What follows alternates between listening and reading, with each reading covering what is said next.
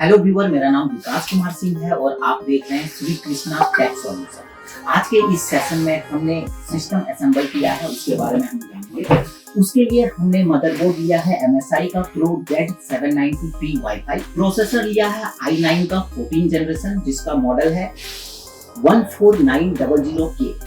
RAM हमने लिया है Corsair का DDR5 64GB।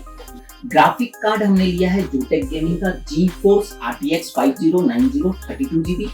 SSD हमने लिया है WD Black SN7100 2TB। Liquid cooler हमने लिया है कूलर मास्टर का master liquid core next 360 black PRG।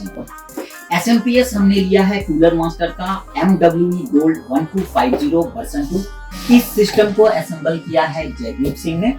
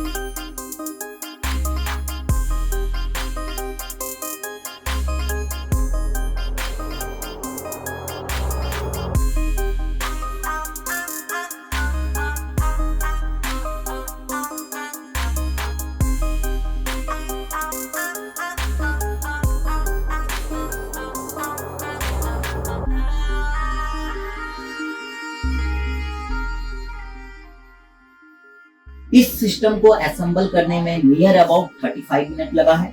अगर आप भी इस तरह का हाई एंड सिस्टम असेंबल कराना चाहते हैं तो आप कांटेक्ट कर सकते हैं श्री कृष्णा ऑफिस सॉल्यूशन को, जो कि SPA प्लाजा बेंगलोर में स्थित है।